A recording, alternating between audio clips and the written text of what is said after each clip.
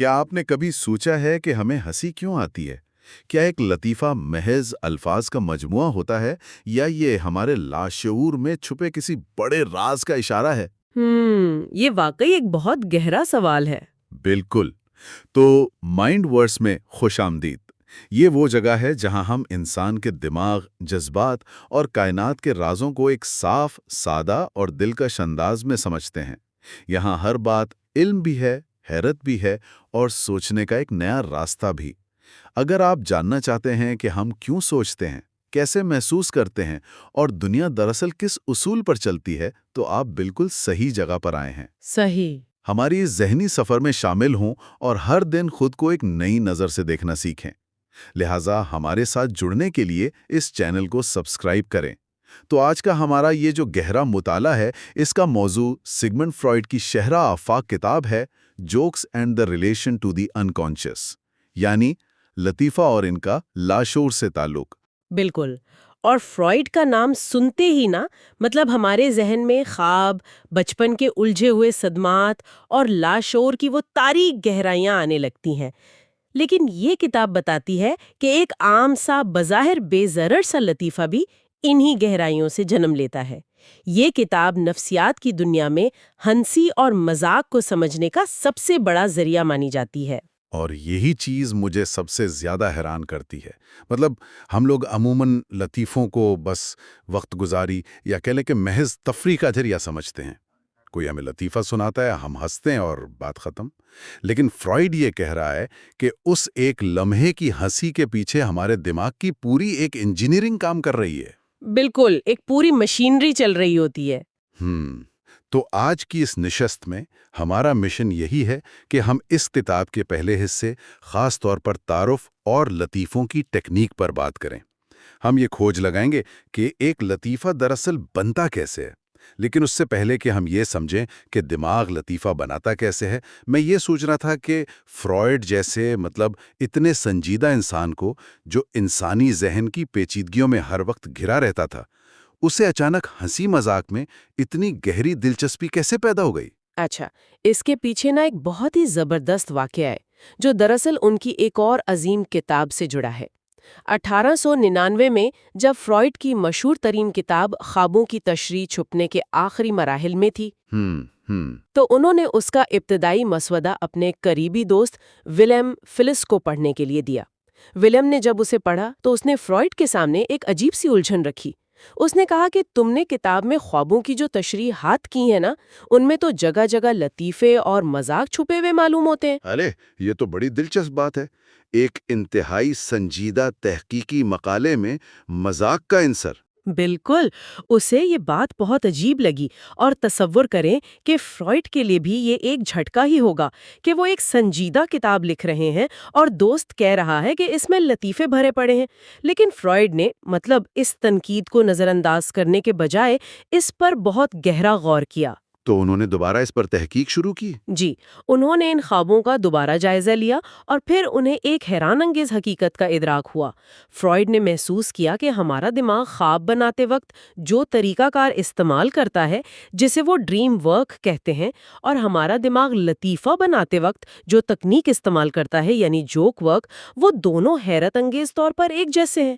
واہ، یعنی joke work اور ڈریم ورک ایک ہی سکے کے دو رخ ہیں۔ بالکل صحیح۔ انسان اپنے اندر بہت سے خیالات، غصہ، خوف اور وہ باتیں جو معاشرہ قبول نہیں کرتا، انہیں دبا کر رکھتا ہے۔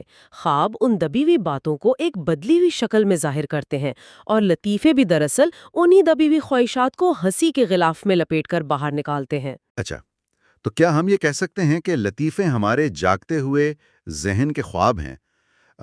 جس طرح خواب ہمارے دبے ہوئے خیالات کے لیے ایک آپ سمجھیں کہ پریشر والو کا کام کرتے ہیں، کیا لطیفے بھی معاشرتی دباؤ کو ہنس کر نکالنے کا ایک نفسیاتی راستہ ہیں؟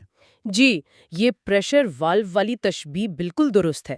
ہم جاگتے ہوئے وہ باتیں براہ راست نہیں کہہ سکتے جو ہم ایک لطیفے کے روپ میں بڑی آسانی سے کہہ جاتے ہیں، اور چونکہ ہم وہ بات براہ راست نہیں کہہ سکتے، اس لیے ہمارے لاشعور کو کچھ خاص ٹیکنیکوں کا سہارا لینا پڑتا ہے۔ یعنی بات بھی کہہ دی جائے اور کسی کو برا بھی نہ لگے۔ بالکل، تاکہ سماجی تعلقات بھی خراب نہ ہوں۔ فرائڈ نے ان ٹیکنیکوں کا بہت گہرائی سے مطالعہ کیا ہے۔ اب جب ہم جان چکے ہیں کہ لطیفے لاشعور کی پیداوار ہیں، تو آئیے دیکھتے ہیں کہ ہمارا دماغ انہیں بناتا کیسے ہے۔ جی بالکل، دیکھتے ہیں۔ فرائڈ کی بتائی گئی پہلی ٹیکنیک کا نام کانڈنسیشن ہے، جسے ہم الفاظ کا ہیر پھیر یا بناوٹ کہہ سکتے ہیں۔ الفاظ کا ہیر پھیر؟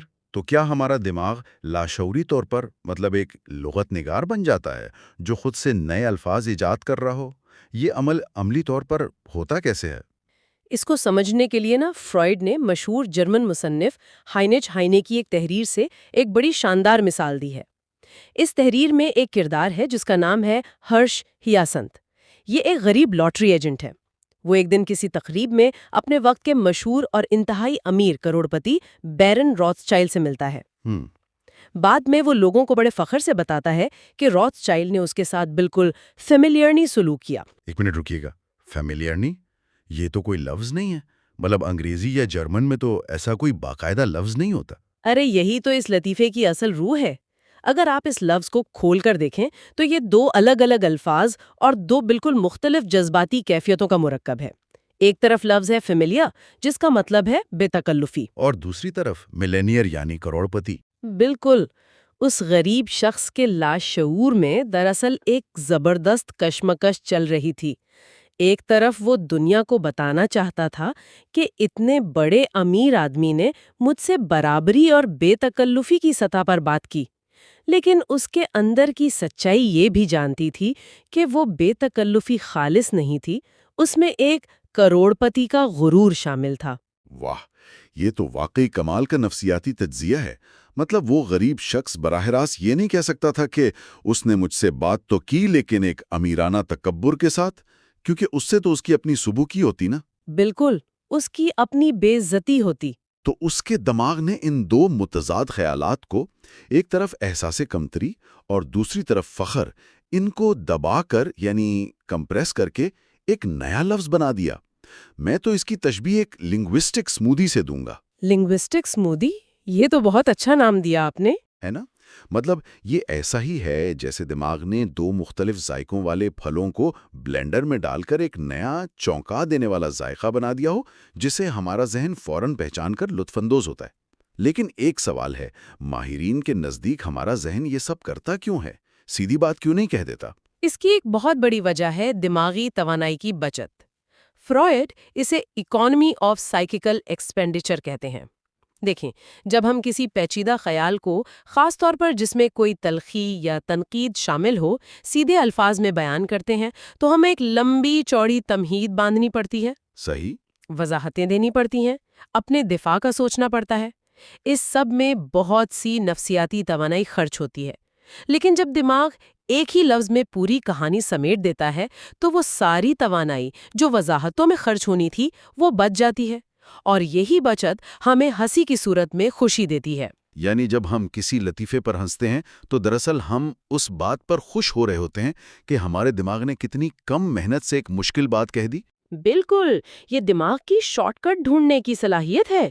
اچھا، الفاظ کے اس نئے ہیر پھیر کے بعد یقیناً دماغ کے پاس کچھ اور چالیں بھی ہوں گی۔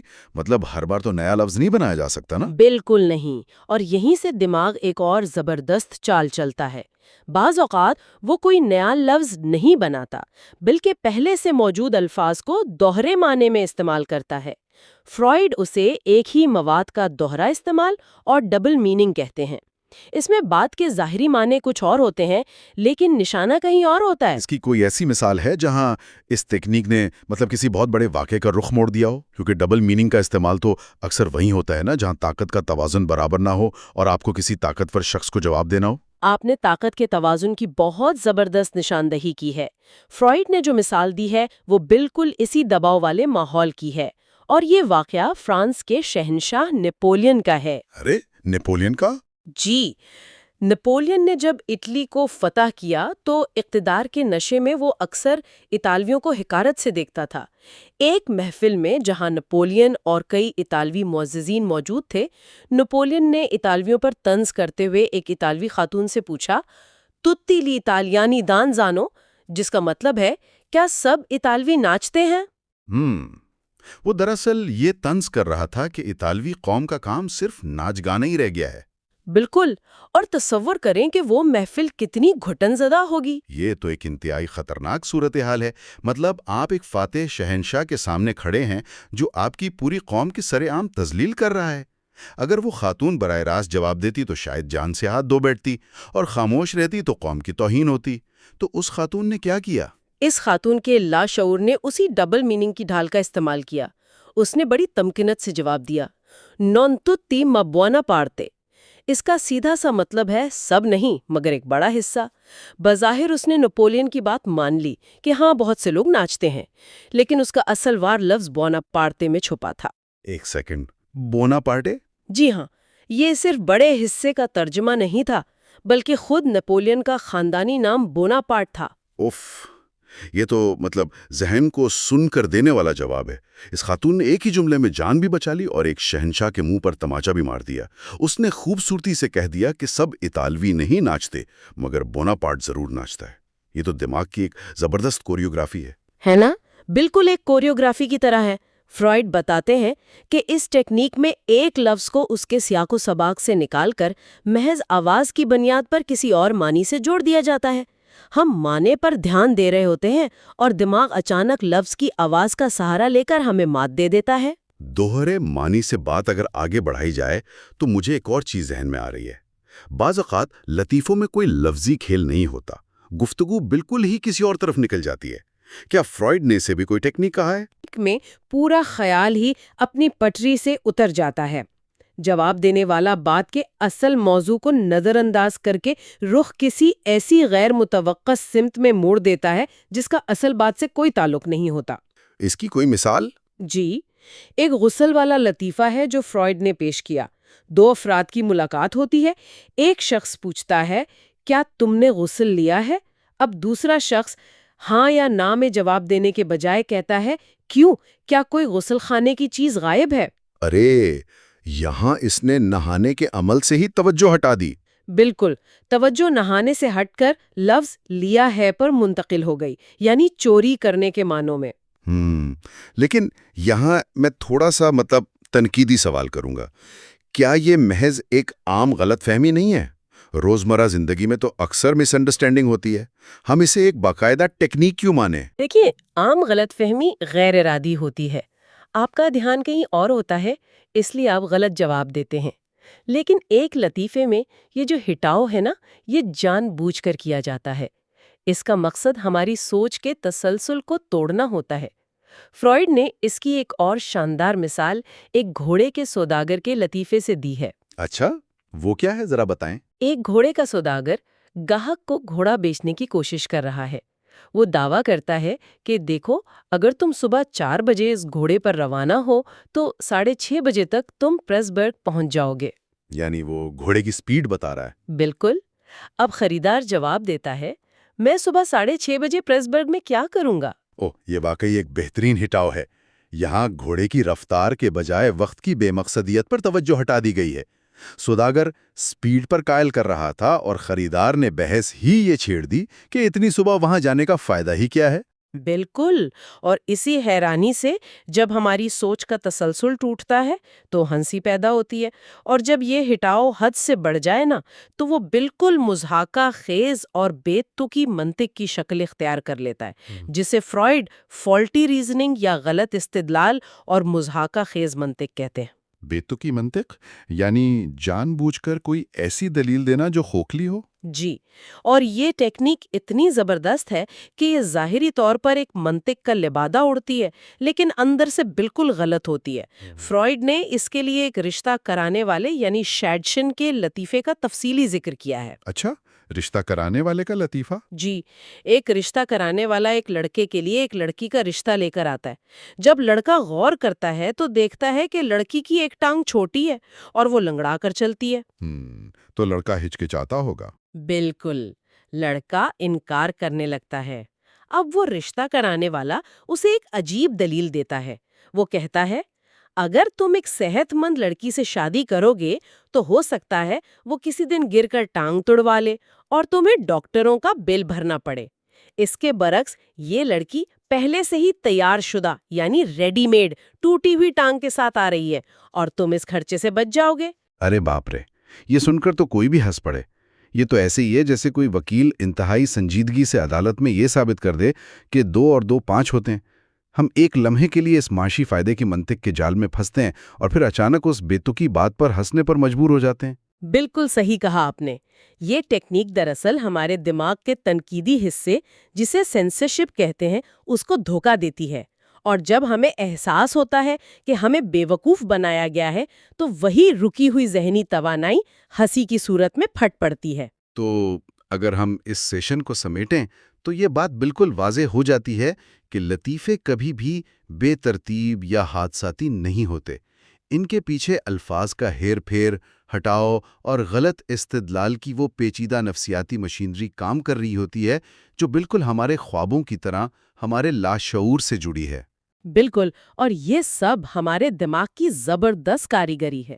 اس گفتگو کے بعد میں اپنے سننے والوں کے لیے ایک گہری سوچ چھوڑ کر جانا چاہتا ہوں۔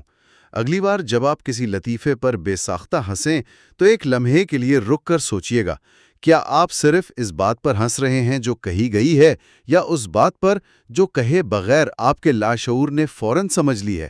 اگر ہماری سب سے گہری سچائیاں ہمارے لطیفوں میں چھپی ہیں، تو آپ کا پسندیدہ لطیفہ آپ کے اپنے اندرون کے بارے میں کیا راز افشا کر رہا ہے؟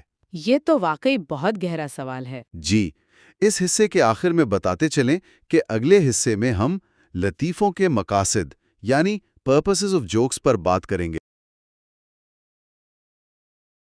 کبھی یہ سوچا ہے کہ آپ اکیلے کمرے میں بیٹھے ہوں، ذہن میں اچانک ایک بہت ہی زبردست لطیفہ آئے اور آپ ہنسنے کے بجائے صرف تھوڑا سا مسکرائیں؟ بالکل ایسا ہوتا ہے۔ لیکن جب وہی لطیفہ آپ دوستوں کی محفل میں سناتے ہیں تو کہوں سے پیٹ میں درد ہو جاتا ہے۔ یعنی ایسا کیوں ہے کہ ہمارا اپنا بنایا ہوا لطیفہ ہمیں خود نہیں ہنسا سکتا؟ صحیح کہہ رہی ہیں آپ۔ کیا ایک لطیفے کو زندہ رہنے کے لیے واقعی کسی دوسرے شخص کی ضرورت ہوتی ہے؟ یہ واقعی ایک ایسا سوال ہے جو بظاہر بہت عام سا لگتا ہے، لیکن اس کے پیچھے انسانی ذہن اور ہماری سوسائٹی کے بہت گہرے راز چھپے ہیں۔ اور انہی رازوں کو آج ہم کمپلیٹلی ڈیکنسٹرکٹ کرنے والے ہیں۔ ہم نے سگمنڈ فرائیڈ کی مشہور کتاب jokes and their relation to the unconscious کے پہلے حصے پر بات کی تھی، جہاں ہم نے دیکھا تھا کہ لطیفے بنتے کیسے ہیں۔ ہاں، ان کی ٹیکنیک پر بات ہوئی تھی۔ ایگزیکٹلی، جیسے کانڈنسیشن یا تخفیف، جہاں دماغ 2 مختلف خیالات کو ملا کر ایک اچانک لطف فراہم کرتا ہے۔ ہم نے جوک کے انجن کو سمجھا تھا۔ صحیح۔ پچھلا حصہ دراصل اس میکینکس پر مبنی تھا کہ الفاظ کا ہیر پھیر کیسے کام کرتا ہے، لیکن آج ہم اس انجن سے آگے بڑھ کر پوری گاڑی کی ڈائریکشن کی بات کرنے لگے ہیں۔ یعنی ہم ڈیپر جا رہے ہیں؟ بالکل۔ آج ہم کیسے سے آگے بڑھ کر کیوں کی طرف جا رہے ہیں۔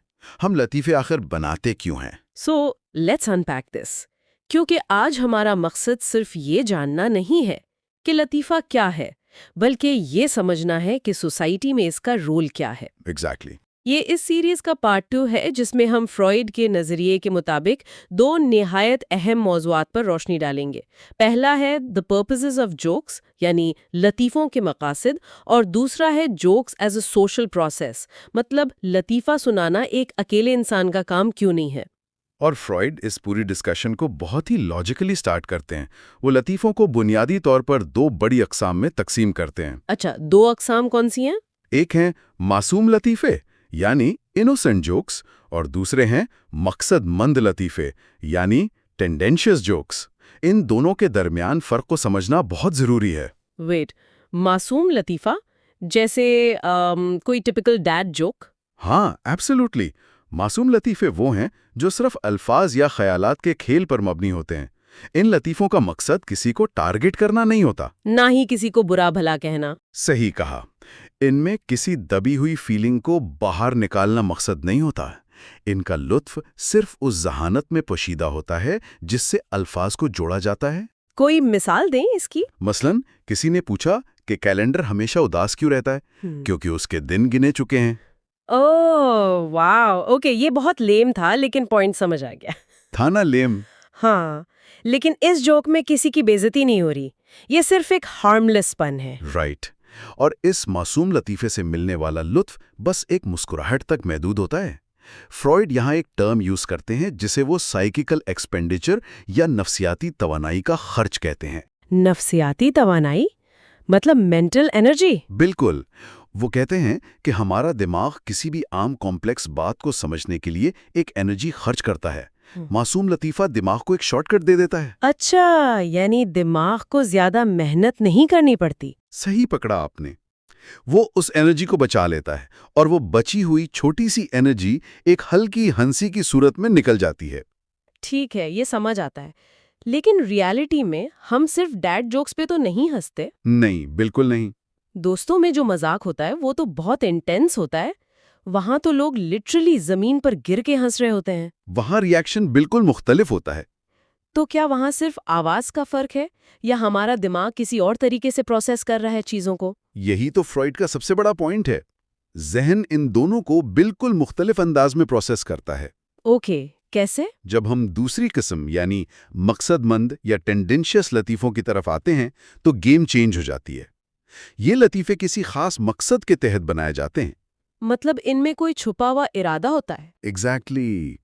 यहाँ दिमाग किसी बची हुई एनर्जी पे नहीं हंस रहा, बल्कि यहाँ एक इंटरनल ऑब्स्टिकल या अंदरूनी रुकावट होती है। अंदरूनी रुकावट मतलब हमारे फिल्टर्स जो हमें बताते हैं कि भाई ये बोलना सोशली एक्सेप्टेबल नहीं है। यस, परफेक्ट वर्ड है, फिल्टर्स। सोचो कि आप एक बहुत भारी दरवाजे को पूरी ताकत से धक्का देकर बंद रखने की कोशिश कर रही हैं क्योंकि बाहर बहुत तेज हवा है। ओके, मैं इमेजिन कर रही हूँ। ये हवा आपकी दबी हुई ख्वाहिशात हैं, आपका गुस्सा, आपकी फ्रस्ट्रेशंस, और दरवाज़ा आपका फिल्टर या सेंसर है।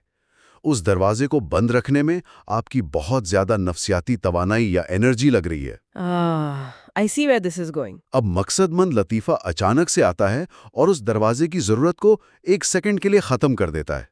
ओह, यानी वो डोर लॉक कर देता है या हवा को रास्ता दे देता है? वो उस दबे हुए जज्बे को लीगली यानी सोशली एक्सेप्टेबल तरीके से बाहर निकालने का रास्ता दे देता है। अब जो एनर्जी आप उस दरवाजे को बंद रखने पे लगा रही थी, वो अचानक फ्री हो जाती है। जबरदस्त। वो दबी हुई एनर्जी जब आज़ाद होती है, तो वो हल्की मुस्कुराहट नहीं होती, वो एक जोरदार कहकहा बन जाता है। कहकहा उतना ही बड़ा होगा जितनी बड़ी उस जज्बे को दबाने की पाबंदी थी। वाओ। ये डोर एनालॉजी बहुत परफेक्ट है। मतलब हम सोसाइटी में इतने डिसिप्लिन रहते हैं, अपने बॉस के सामने, अपने रिलेटिव्स के सामने, और जोक हमें एक वक्ती छुट्टी दे देता है। बिल्कुल, एक छोटी सी वेकेशन मिल जाती है रूल्स से। इसको और डीपली समझने के लिए आई थिंक हमें उन जरहाना लतीफ़ों यानी हॉस्टाइल जोक्स पर बात करनी चाहिए। ये दबी हुई एनर्जी गुस्से की फॉर्म में कैसे निकलती है? बिल्कुल, हॉस्टाइल जोक्स इस मैकेनिज्म की सबसे क्लियर मिसाल हैं। देखें, बचपन से ही हमें सिखाया जाता है कि गुस्सा नहीं करते। सही। जैसे जैसे सोसाइटी मैच्योर हुई, हमने फिजिकल लड़ाई यानी मुक्कों और थप्पड़ों का इस्तेमाल कम कर दिया। और उसकी जगह हम अल्फाज ले आए। एग्जैक्टली। पर सोसाइटी ने उन अल्फाज पर भी पाबंदियां लगा दी। आप किसी आला ओहदेदार, किसी मजहबी इदारे या किसी ताकतवर शख्सियत को मुंह पर बुरा भला नहीं कह सकते। हाँ, वरना तो आप प्रॉब्लम में आ जाएंगे। तो वहाँ लतीफ़ा एक हथियार बन जाता है। मुझे ये ट्रोजन हॉर्स की तरह लग रहा है। जैसे किसी किलाबंद शहर में जहाँ सिक्योरिटी बहुत टाइट है, वहाँ आप एक लकड़ी का घोड़ा भेज देते हैं। सही एनालॉजी है। वो किला हमारी समाजियाती पाबंदियां हैं। गार्ड देखता है कि ओ ये तो सिर्फ एक जोक है, इसे अंदर आने दो, लेकिन उस जोक के अंदर एक्चुअली हमारा अटैक छुपा हुआ है। ये ट्रोजन हॉर्स वाली तशबीह बिल्कुल एक्यूरेट है। जोक का जो कॉमिक स्ट्रक्चर है, जो अल्फाज का खेल हमने पार्ट 1 में डिस्कस किया था, वो उस घोड़े का बाहरी खोल है। यानी गार्ड सिर्फ उस खोल को देखता है? बिल्कुल। हमारा अंदरूनी सेंसर उस मजाक को देखकर कंफ्यूज हो जाता है और उसे बाईपास करने देता है। सही।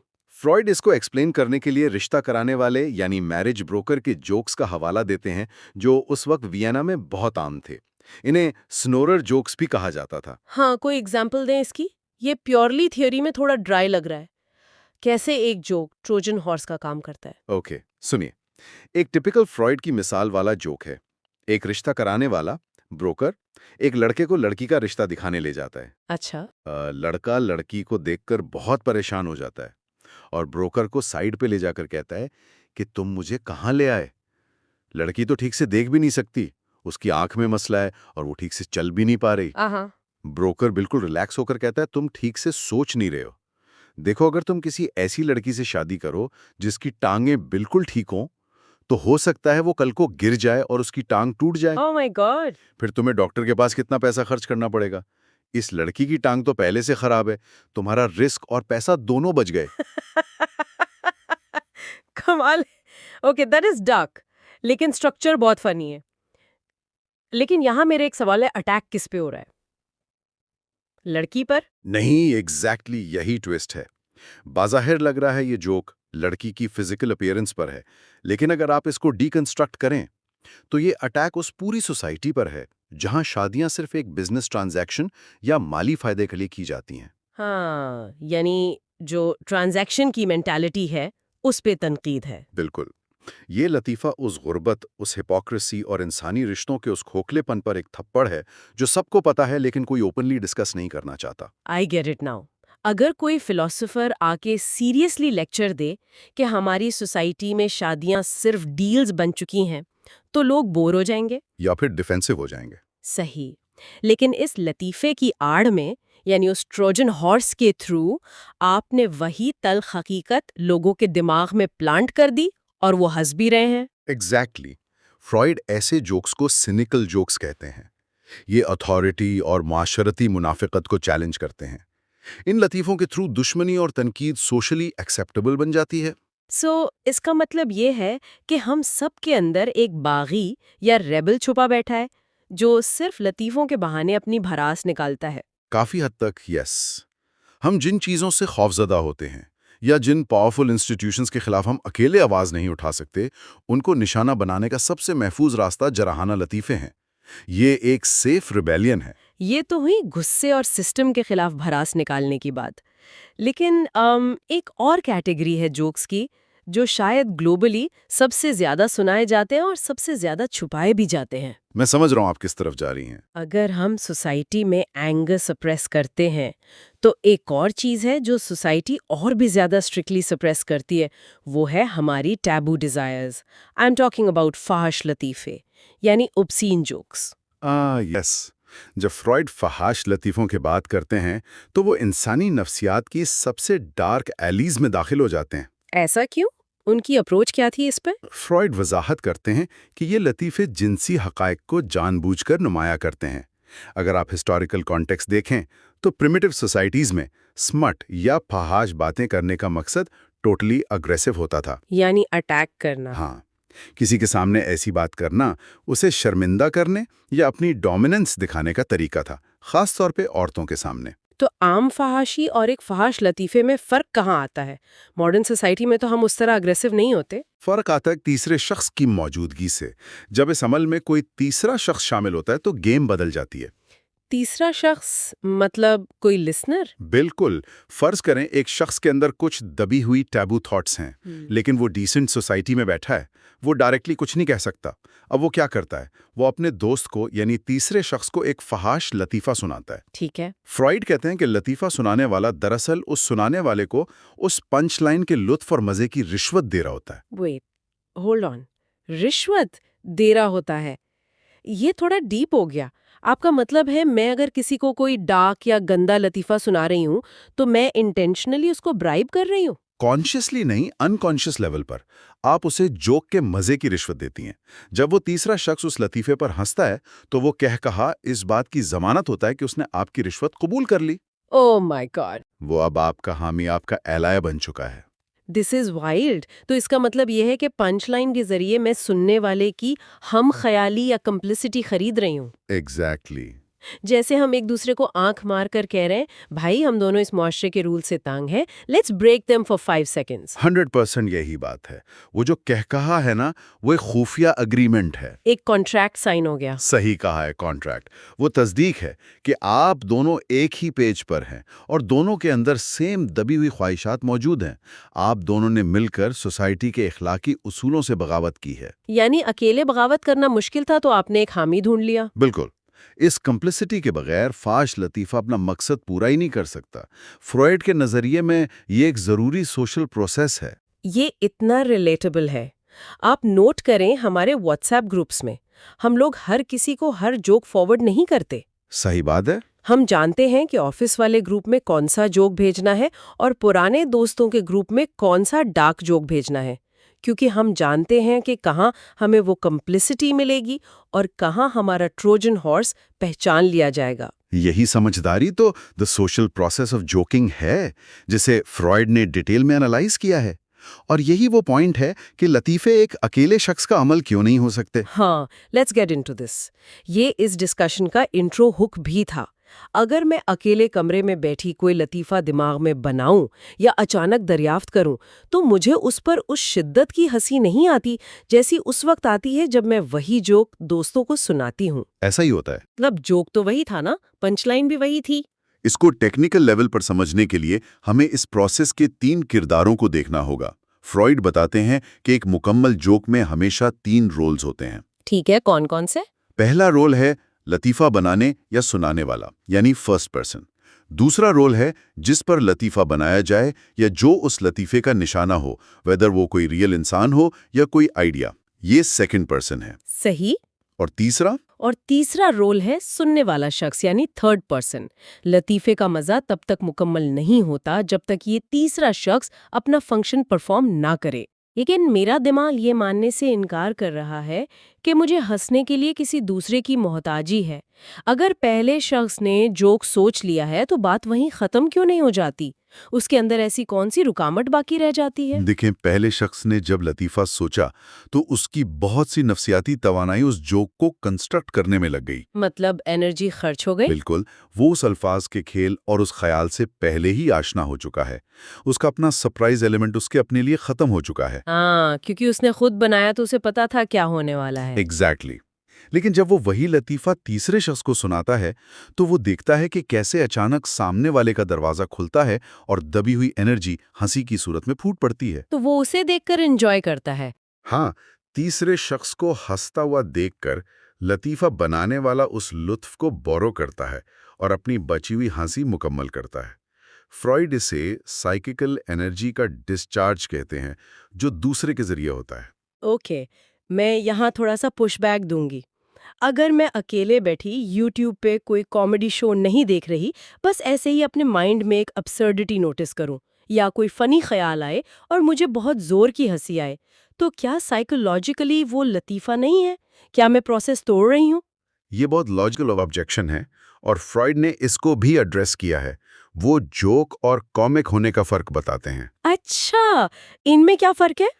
اگر آپ اکیلے کمرے میں ہنس رہے ہیں تو وہ کامک یا مذاقیہ تجربہ ہو سکتا ہے، لیکن وہ پراپرلی سٹرکچرڈ جوک نہیں ہے۔ فرق میکینزم کا ہے۔ میکنزم کیسے الگ ہے؟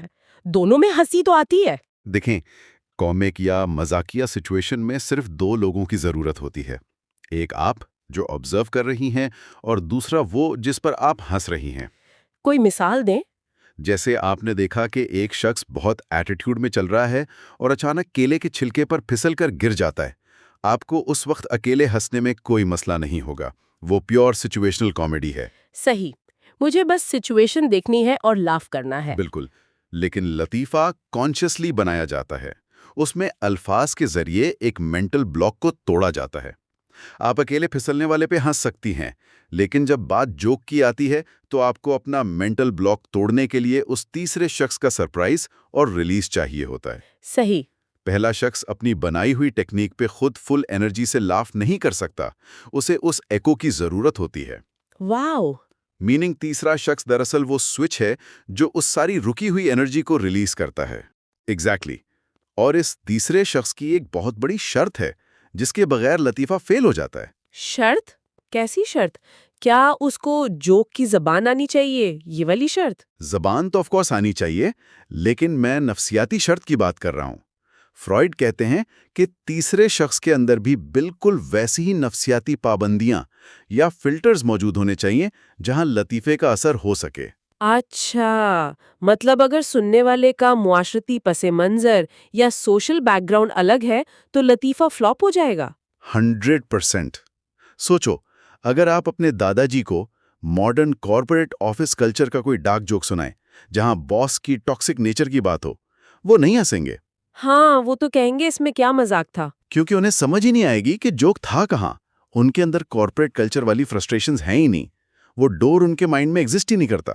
صحیح۔ بہت ہی مذہبی اور اسٹرکٹ شخص کو فحش لطیفہ سنائیں تو وہ حمامی یا ایلی بننے کی بجائے غصہ کرے گا۔ کیونکہ اس مذہبی شخص کا سینسر یا گارڈ بہت سٹرکٹ ہے، وہ ڈور پوری طاقت سے بند رکھے گا اور اس ٹروجن ہارس کو گیٹ پہ ہی روک لے گا۔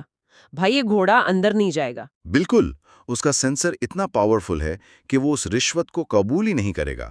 اسی لیے جوک ٹیلرز بہت کیئرفلی اپنا آڈینس چوز کرتے ہیں۔ ہم ہر کسی کو اپنے ٹینڈنشیس جوکس نہیں سناتے۔ یہ چیز مجھے ایک اور طرف لے جا رہی ہے۔ اگر سکسیسفل جوک سنانے کے لیے میرے اور سامنے والے کے اندر ایک جیسی فرسٹریشنز ہونا ضروری ہے، تو اس کا مطلب ہے لطیفے دو لوگوں کے درمیان کنیکشنز بنانے کا ایک بہت ڈیپ طریقہ ہے۔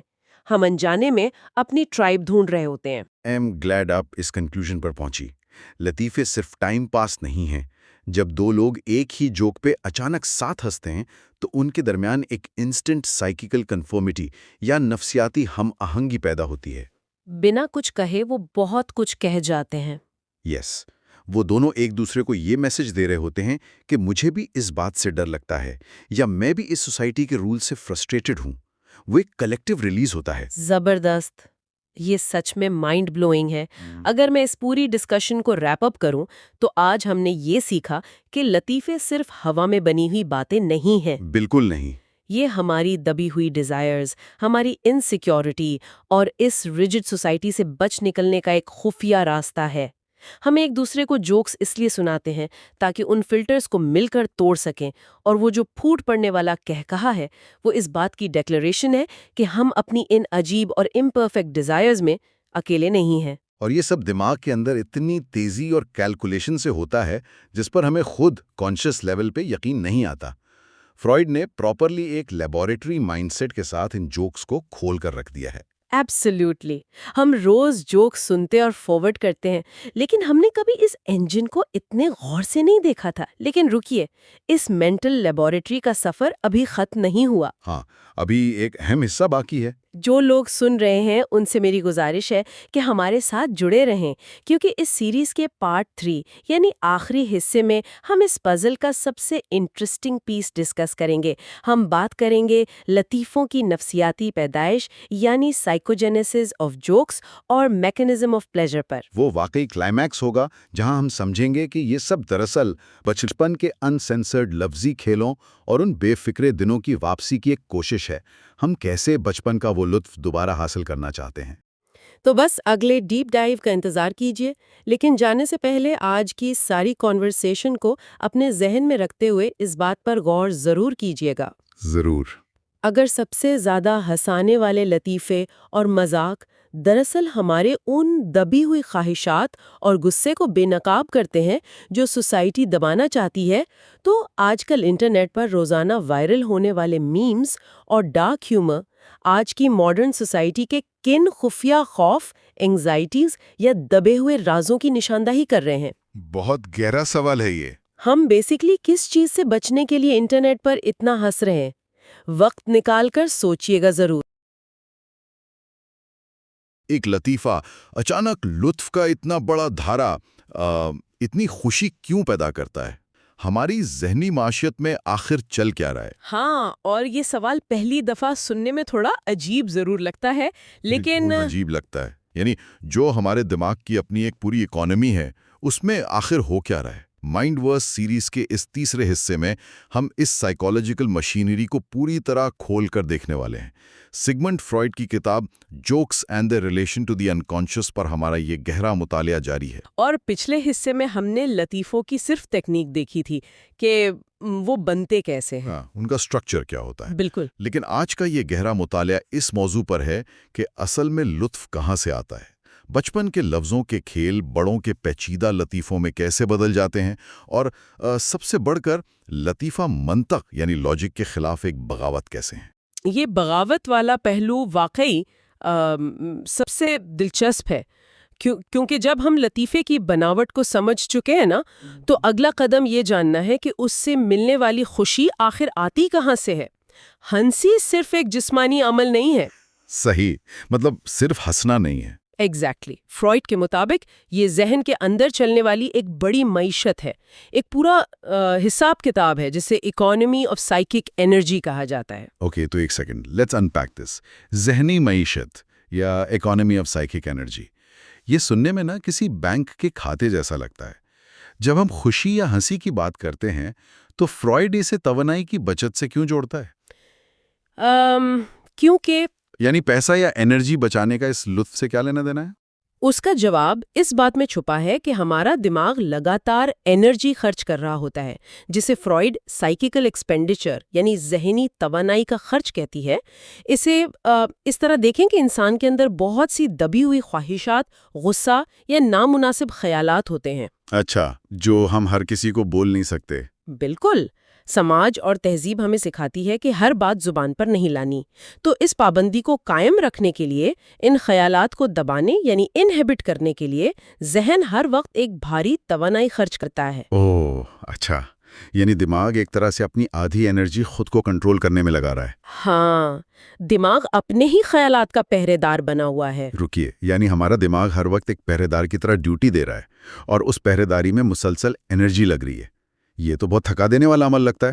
بہت تھکا دینے والا، اور انسان اس سے انکانشیس لیول پر تھکتا رہتا ہے۔ یہاں میں نا فرائڈ کی وہ گیس لیمپ والی مثال لانا چاہوں گا جو اس نے کتاب میں دی ہے، کیونکہ وہ اس تھکاوٹ کو نا بہت اچھے سے واضح کرتی ہے۔ ہاں، بالکل لانی چاہیے۔ وہ مثال اس میکینزم کو بالکل آسان کر دیتی ہے۔ تو مثال یہ ہے کہ پرانے زمانے میں گیس کا لیمپ جلانا ایک لمبا اور محنت طلب کام تھا۔ پہلے ماچس ڈھونڈنی پڑتی ہے، پھر گیس کا والو کھولنا پڑتا ہے، پھر آگ لگانی پڑتی ہے۔ جب تک روشنی ہوتی ہے انسان تھک چکا ہوتا ہے۔ صحیح، اور پھر اچانک اسے الیکٹرک سوئچ مل جائے تو کیا ہوتا ہے؟ تو بس ایک بٹن دبایا اور روشنی ہو گئی، اور سوئچ دباتے ہی جو ایک فوری سکون محسوس ہوتا ہے وہ اصل میں اس محنت کے بچ جانے کی خوشی ہے جو پہلے گیس لیمپ جلانے میں لگ رہی تھی۔ ایگزیکٹلی۔ لیکن سوال یہ ہے کہ لطیفہ ذہن کے اندر یہی سوئچ کیسے دباتا ہے؟ لطیفہ اس پہرے دار کے ساتھ آخر کرتا کیا ہے؟ ہاں، یہی نقطہ فرائڈ کی اس تحقیق کا مرکز ہے۔ جب کوئی لطیفہ سنایا جاتا ہے نا، تو وہ اس ذہنی پہرے دار کو کچھ دیر کے لیے چکمہ دے دیتا ہے۔ چکمہ دے دیتا ہے، اچھا۔ ہاں، جو ذہنی توانائی اس غصے یا خیال کو روکنے کے لیے مسلسل جمع کی جا رہی تھی، لطیفے کے اثر سے وہ رکاوٹ اچانک ہٹ جاتی ہے۔ اب اس انرجی کی ضرورت ہی نہیں رہتی۔ واو! تو وہ توانائی جو اچانک فضول ہو گئی، وہ ایک دھماکے سے باہر آتی ہے، اور وہ دھماکہ ہنسی یعنی لافٹر کی شکل اختیار کر لیتا ہے۔ ہنسی اصل میں بچی ہوئی ذہنی توانائی کا جسم سے اخراج ہے۔ یہ تو سچ میں حیران کن ہے۔ انسان سوچتا ہے کہ وہ کسی باہر کی بات پر ہنس رہا ہے، لیکن اصل میں دماغ اپنے اندر کی آزاد ہونے والی انرجی پر جشن منا رہا ہوتا ہے۔ بالکل یہی بات ہے، دماغ اپنا ہی بوجھ ہلکا ہونے پر خوش ہو رہا ہے۔ لیکن یہاں ایک عجیب سی الجھن پیدا ہوتی ہے میرے ذہن میں۔ سمجھ آتا ہے کہ معصوم لطیفوں میں دماغ ریلیکس کرتا ہے، لیکن ان لطیفوں کا کیا جن کا کوئی خاص مقصد ہوتا ہے، جیسے جنہیں ٹینڈنشس جوکس کہا جاتا ہے؟ ہاں، مقصد والے لطیفے۔ جو کسی سیاسی شخصیت، مذہب یا سنجیدہ ادارے پر شدید تنقید کرتے ہیں۔ وہاں تو دماغ کو اور زیادہ الرٹ ہونا چاہیے، کیونکہ وہ ایک خطرناک یا دبی ہوئی سوچ ہے۔ وہاں دماغ انرجی کیسے بچا لیتا ہے؟ یہ وہ جگہ ہے جہاں فرائڈ کا دماغ واقعی کسی ڈیٹیکٹیو کی طرح کام کرتا ہے۔ مقصد والے یا طنزیہ لطیفے ایک بہت ہی مخصوص طریقے سے کام کرتے ہیں، جسے اس نے 4 پلیجر پرنسپل یا ابتدائے لطف کا اصول کہا ہے۔ 4 پلیجر پرنسپل؟ اچھا، اسے تھوڑا واضح کریں۔ دیکھیں، کسی بڑے ادارے یا شخصیت پر تنقید کرنا آسان نہیں۔ ذہنی رکاوٹیں فوراً راستہ روک لیتی ہیں۔ اس لیے ایک طنزیہ لطیفہ سیدھا حملہ نہیں کرتا، بلکہ پہلے لفظوں کے کھیل یا کسی معمولی سی بے تکی بات سے تھوڑا سے لطف دیتا ہے۔ یہ تھوڑا سا لطف دماغ کے اس پہرے دار کے لیے ایک برائب یا رشوت کی طرح کام کرتا ہے۔ ہاں، یعنی ہمارا دماغ خود اپنے آپ کو ہی رشوت دے رہا ہے۔ یہ تو سیدھا سیدھا ٹروجن ہارس والا حساب ہو گیا۔ Trojan horse? ہاں، کیسے بھلا؟ یعنی لفظوں کا کھیل یا وہ شروعاتی لطف ایک لکڑی کا گھوڑا ہے جسے پہرے دار اندر آنے دیتا ہے، کیونکہ وہ بے ضرر لگتا ہے، اور اس گھوڑے کے اندر وہ تنقید یا دبی ہوئی بھڑاس چھپی ہوتی ہے۔ یہ ٹروجن ہارس کی تشبیہ بہت زبردست ہے، اور آئین اسی طرح میکانزم کام کرتا ہے۔ جب وہ چھوٹی سی رشوت یعنی فور پلیجر پہرے دار کی رکاوٹ کو گرا دیتی ہے، تو اس رکاوٹ کو قائم رکھنے میں جو ایک بہت بڑی انرجی لگ رہی تھی وہ ایک دم سے آزاد ہو جاتی ہے۔ زبردست۔ یہ ایک چھوٹے سے لطف کے ذریعے ایک بہت بڑے لطف کو پیدا کرنے کا نظام ہے، اور یہی وجہ ہے کہ تنزیہ لطیفوں پر سب سے زیادہ زور کی ہنسی آتی ہے۔ ٹھیک ہے، ٹروجن ہارس اندر چلا گیا اور پہرے دار دھوکا کھا گیا، لیکن آخر اس دماغ کو لفظوں کے ان کھیلوں میں، ان چھوٹی موٹی بیتوکی باتوں میں لطف ملتا ہی کیوں ہے؟ یہ بہت گہرا سوال ہے۔ یہ رشوت کام کیوں کرتی ہے؟ اگر توانائی بچانا ہی مقصد ہے تو ہمارا ذہن لفظوں کے ساتھ کھیلنے کی یہ عادت کہاں سے سیکھتا ہے؟ بڑے لوگوں کی دنیا میں تو ہر چیز کا لاجک یا مقصد ہونا ضروری سمجھا جاتا ہے۔ اس سوال کا جواب تلاش کرنے کے لیے ہمیں سائیکوجینیسس یعنی لطیفوں کے نفسیاتی ارتقاء کی طرف جانا پڑتا ہے۔ فرائڈ کہتی ہیں کہ اس کی بنیاد ہمارے بچپن کے کھیل میں چھپی ہے۔ بچپن کے کھیل میں؟ ہاں، اگر کبھی کسی چھوٹے بچے کو بولنا سیکھتے ہوئے دیکھا جائے تو وہ شبدوں اور آوازوں کے ساتھ بے تحاشا کھیلتے ہیں۔ وہ لفظوں کو بغیر کسی منطق کے صرف ان کی آواز کی مماثلت کی وجہ سے آپس میں ملاتے ہیں۔ او ہاں بالکل، بچے اکثر عجیب و غریب لفظ بناتے ہیں اور خود ہی اسے دہرا کر ہنس ہنس کر دوہرے ہو رہے ہوتے ہیں، لیکن ان کی اس بات کا دور دور تک کسی لاجک سے کوئی تعلق نہیں ہوتا۔ ایگزیکٹلی، ان کے لیے لفظوں کا معنی ضروری نہیں ہوتا، صرف ایک جیسی آواز نکالنا خوشی کا باعث ہوتا ہے۔ اور اس کی ایک بہت ہی واضح اور دلچسپ مثال فرائڈ نے پیش کی ہے، ایک 3.5 سال کی بچی کا قصہ۔ اچھا، کیا قصہ ہے وہ؟ بچی نے اپنے بھائی کو زیادہ میٹھا کھانے سے منع کیا اور اسے ڈراتے ہوئے کہا کہ اگر تم بیمار ہو گئے تو تمہیں بوبیزن پینی پڑے گی۔ بوبیزن؟ یہ تو کسی ڈکشنری کا لفظ نہیں لگتا۔ بچی نے آخر یہ لفظ کہاں سے ایجاد کر لیا؟ یہاں اس بچی کی معصومانہ منطق دیکھنے والی ہے۔ جرمن زبان میں دوائی کو میڈیزن کہتے ہیں۔ بچی نے سوچا کہ کیونکہ وہ ایک لڑکی ہے اور جرمن میں لڑکی کو میڈی بھی کہا جاتا ہے، او اچھا، میڈیزن۔ ہاں، اس لیے اسے جو دوائی دی جاتی ہے وہ اس کے نام کی وجہ سے میڈیزن ہوتی ہے۔ تو اگر لڑکے کو دوائی دی جائے گی جسے وہاں بوبی کہا جاتا ہے تو وہ دوائی لازمی بوبیزن ہوگی۔ یہ واقعی کمال ہے۔ بچی کی اپنی ایک الگ ہی لاجک چل رہی تھی۔ اس نے لفظوں کی آواز اور ان کی بناوٹ کو پکڑا اور اس سے کھیل کر ایک نیا لفظ ایجاد کر لیا۔ اور یہی وہ معصومانہ کھیل ہے جو لطیفوں کے ابتدائی شکل ہے۔ بچی کو اس ایجاد سے جو خوشی ملی وہ 2 آوازوں کو جوڑنے کی خوشی تھی۔ لیکن مسئلہ یہ ہے کہ جیسے جیسے انسان بڑا ہوتا ہے، تعلیم، تربیت اور سب سے بڑھ کر ریشنل کرٹیسزم یعنی منطقی تنقید اس بچپنے کو بالکل دبا دیتی ہے۔ اچھا، یعنی دماغ بڑے ہونے کے بعد ان باتوں کو… دماغ ہمیں ایسی بیتوکی باتیں کرنے سے روکتا ہے کیونکہ سماج اسے بے وقوفی سمجھتا ہے۔ تو یہاں پر ایک بڑا کانٹرڈکشن نظر آتا ہے مجھے۔ اگر یہ لفظوں کا کھیل صرف بچپن کا عمل ہے جسے سوسائٹی ریجیکٹ کر چکی ہے، تو بڑوں کے لطیفے اتنے پیچیدہ اور عقل مندانہ کیوں لگتے ہیں؟ ہم سیدھا بچوں کی طرح عجیب آوازیں نکال کر کیوں نہیں ہنس لیتے؟ کیونکہ سماج ہمیں بے وقوف سمجھے گا۔ صحیح، لیکن بڑوں کے لطیفوں میں ایک بہت ہی چھپی ہوئی سنجیدگی یا گہرائی کیوں ہوتی ہے؟ یہاں جو بات سب سے گہری ہے وہ یہ ہے کہ بیرونی ذہن اس ریشنل کرٹیسزم سے شدید خوف زدہ ہوتا ہے۔ ذہن جانتا ہے کہ اگر سیدھی بیتوکی بات کی تو پہرے دار اسے فوراً ریجیکٹ کر دے گا، اس لیے جوک ورک یعنی لطیفہ سازی کا عمل شروع ہوتا ہے۔ جوک ورک یہ کیا کرتا ہے؟ یہ ذہن کی ایک ایسی مشینری ہے جو کسی پری کانشس یعنی نم شعوری خیال کو پکڑتی ہے اور اسے چپکے سے ان کانشس یعنی لاشعور میں دھکیل دیتی ہے۔ لاشعور یعنی دماغ کے اس گہرے اندھیرے بیسمنٹ میں جہاں لاجک کی کوئی روشنی نہیں پہنچتی۔ وہ تھاٹس وہاں آخر کیا کرنے جاتے ہیں؟ آئین وہیں لاشعور وہ جگہ ہے جہاں آج بھی ہمارا بچپن پوری طرح زندہ ہے۔ وہاں وقت، لاجک یا کانٹرڈکشن جیسی کوئی چیز وجود نہیں رکھتی۔ اچھا، وہاں خیال کو دوبارہ وہ بچپن کی آزادی مل جاتی ہے۔ لاشعور میں لفظوں کو توڑا مروڑا جاتا ہے، آوازوں کی مماثلت ڈھونڈی جاتی ہے، لیکن جوک ورک وہیں نہیں رکتا۔ پھر واپس بھی تو آنا ہے نا اسے شعور میں۔ بالکل، جب وہ خیال واپس شعور میں یعنی باہر لایا جاتا ہے تو اسے عقل مندی یا معنی کا ایک بہترین اور صاف ستھرا لباس پہنا دیا جاتا ہے۔ یہ لباس اس لیے ضروری ہے تاکہ بڑوں کا تنقیدی ذہن اسے ایک منطقی بات سمجھ کر محفر میں قبول کر لے۔ سو واٹ ڈز دس آل مین؟ اس کا مطلب تو یہ ہوا کہ لطیفہ اصل میں بہروپیاں ہیں۔ بہروپیہ۔ ہاں، اندر سے وہ ایک معصوم بچہ ہے جو آوازوں اور لفظوں سے کھیلنا چاہتا ہے، لیکن محفل میں بیٹھنے کے لیے اس نے ایک سنجیدہ اور عقلمند آدمی کا ٹرنچ کوٹ پہنا ہوا ہے۔ زبردست مثال ہے یہ۔ لوگ اس کے کوٹ کو دیکھ کر اسے اندر آنے دیتے ہیں، اور جیسے ہی وہ بیٹھتا ہے وہ اپنی بچکانہ حرکتوں سے سب کو ہنسا دیتا ہے۔ یہ تو سیدھا سیدھا منطق اور لاجک کے خلاف ایک پراپر بغاوت ہے۔ بغاوت بالکل صحیح لفظ ہے۔ سچ یہ ہے کہ بڑوں کی دنیا منطق، عقل اور کاز اینڈ ایفیکٹ کی بھاری زنجیروں میں جکڑی ہوئی ہے۔ ہمیں ہر وقت تناؤ میں رہنا پڑتا ہے کہ کیا ٹھیک ہے اور کیا غلط۔ لطیفے ہمیں ان سخت منطقی اصولوں سے کچھ لمحوں کے لیے فرار، ایک چھوٹا سا اسکیپ فراہم کرتے ہیں۔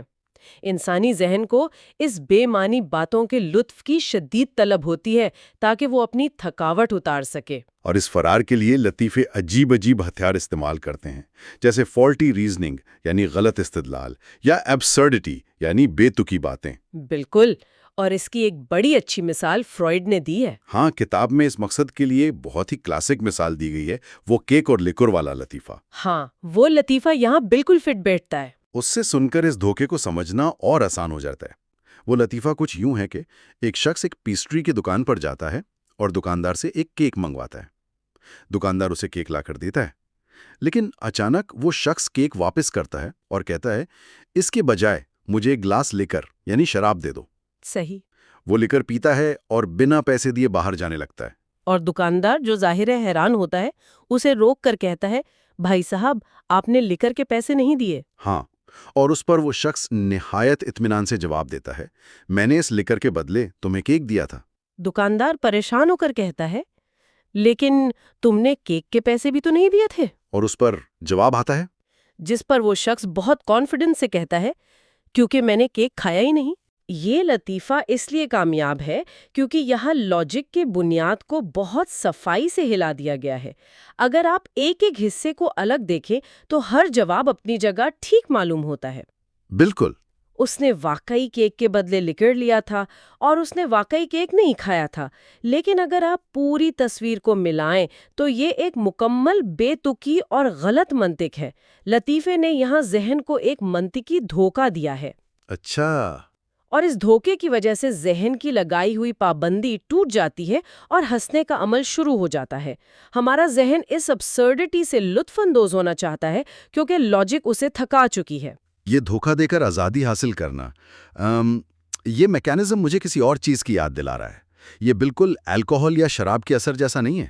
ہاں، اور خود فرائیڈ نے اس بات کا ذکر کیا ہے۔ ہاں، فرائیڈ نے بیئرشویفر کی مثال دی ہے کہ اس زمانے میں یونیورسٹی کے طلباء جب شراب پیتے تھے تو وہ آزادانہ بے تکی باتیں کر کے خوش ہوتے تھے۔ شراب ان کے دماغ کے اس ریشنل پہرے دار کو سلا دیتی تھی۔ مجھے تو لگتا ہے لطیفہ بھی ذہن کے لیے بالکل وہی کام کر رہا ہے، لیکن بنا کسی نشے کے۔ یہ موازنہ بالکل سٹیک ہے۔ شراب کیمیکل طریقے سے ذہنی رکاوٹوں کو گراتی ہے، جبکہ لطیفہ یہی کام نفسیاتی طریقے سے کرتا ہے۔ ایک نفسیاتی کافی ہے، سمجھ لیں۔ ہاں، اور اس کو اگر ایک وسیع پس منظر میں دیکھا جائے تو اس کی اہمیت میں بے پناہ اضافہ ہو جاتا ہے، خاص طور پر جب بات سماج کے سخت اداروں کی ہو، جیسے مذہب، شادی کا ادارہ یا ریاستی حکومت۔ رائٹ۔ یہ ایسی چیزیں ہیں جن کے قوانین اور احترام انسان پر بوجھ بن جاتے ہیں۔ عام حالات میں کسی کی مجال نہیں ہوتی کہ ان سنجیدہ اداروں پر سیدھی تنقید کرے۔ اگر کوئی ایسی بغاوت کرے گا تو سمجھ لیجئے کہ اسے سزا ملے گی یا لوگ آستین چڑھا لیں گے۔ ہاں، وہاں پر تو سینسر بہت ہی سخت ہوتا ہے، سیدھی بات کی تو سیدھا جھگڑا شروع ہو جاتا ہے۔ بالکل، اور وہاں لطیفہ ایک سیفٹی والف کا کام کرتا ہے۔ سینیکل جوکس ان اداروں کے خلاف ایک ایسی قبول عام بغاوت فراہم کرتے ہیں جو ویسے ناممکن ہوتی۔ صحیح کہہ رہی ہیں آپ۔ کہ لطیفہ اس غصے کو قبول عام بنا دیتا ہے۔ سامنے والا شخص جو شاید عام حالات میں اس بات پر اعتراض کرتا، وہ بھی دھوکے میں آ کر اس بغاوت کا حصہ بن جاتا ہے اور ہنس دیتا ہے۔ واو۔ اس ہنسی کے پیچھے وہی ذہنی توانائی کی بچت ہے جو اس گھٹن اور احترام کو برقرار رکھنے میں روزانہ ضائع ہو رہی تھی۔ اس بحث کو اس مقام تک لانے کے بعد یہ بات کسی شیشے کی طرح صاف ہو جاتی ہے کہ لطیفے کوئی وقت گزاری یا صرف تفریح کا معمولی ذریعہ نہیں ہیں۔ بالکل نہیں۔ یہ ہمارے سروائیول کا طریقہ ہے۔ ان کے پیچھے ہماری نفسیات کی ایک بہت پیچیدہ معاشیت چل رہی ہے، جہاں ذہنی انرجی کو کولیپس ہونے سے بچایا جاتا ہے، اندر کے بچپن کو زندہ رکھا جاتا ہے، اور سوسائٹی کی سخت پابندیوں کو ایک حسین ماسک پہنا کر دھوکہ دیا جاتا ہے۔ اگر یہ لطیفے نہ ہوتے تو انسانی ذہن شاید سنجیدگی کے اس بوجھ تلے دب کر واقعی پھٹ جاتا۔ یہی فرائیڈ کی اس عظیم تحقیق کا اصل نچوڑ ہے۔ جب اس سفر کو پچھلے حصے سے جوڑ کر دیکھا جائے تو واضح ہوتا ہے کہ مقصد والے لطیفے کس طرح لفظوں کے کھیل کی رشوت دے کر ذہن کے دروازے کھلواتے ہیں۔ ہمارا بچہ کبھی مرتا نہیں ہے، وہ لاشعور میں انتظار کرتا ہے، اور جب فرار کا راستہ ملتا ہے تو لطیفوں کی شکل میں باہر آ جاتا ہے۔ اس گہرے مطالعے کو سننے کے بعد یہ یقین سے کہا جا سکتا ہے کہ اگلی بار جب کسی محفل میں کسی کو مزاحیہ بات پر زور کی ہنسی آئے نا، تو یہ سوچنا دلچسپ ہوگا کہ یہ صرف ایک جوک نہیں ہے، یہ کسی کے ذہن کی توانائی بچانے کا بہترین نظام حرکت میں آیا ہے، اور اس کے اندر چھپے ہوئے اس بچے کی عارضی آزادی ہے جو روزمرہ کی سخت منطق سے تنگ آ چکا ہے۔ لیکن یہاں پر اس مائنڈ ورس سیریز کا سفر ختم نہیں ہوتا۔ نہیں، بالکل نہیں۔ اگلے اور اس سیریز کے آخری حصے میں ہم اس تحقیق کے سب سے عجیب اور پراسرار پہلو پر روشنی ڈالیں گے۔ اور وہ کیا ہے؟ ہم لطیفوں اور خوابوں یعنی جوکس اینڈ ڈریمز کے درمیان حیران کن گہرے تعلق کو ایکسپلور کریں گے۔ خواب بھی لاشعور کی پیداوار ہیں اور لطیفے بھی۔ ان دونوں میں آخر مماثلت کیا ہے؟ اور فرائیڈ کے نظریاتی نتائج یعنی تھیوریٹک کنکلوژنز کا آخری پیغام کیا ہے، اس پر بات ہوگی۔ یہ چوتھا حصہ اس پوری تحقیق کے بکھرے ہوئے موتیوں کو ایک لڑی میں پرو دے گا۔ اس آخری حصے میں دماغ کے خوابوں والے میکانزم کو کھولنا واقعی کمال ہوگا۔ لیکن آج کی اس گفتگو کو سمیٹتے ہوئے میں ایک سوال ضرور ذہن میں چھوڑنا چاہتا ہوں۔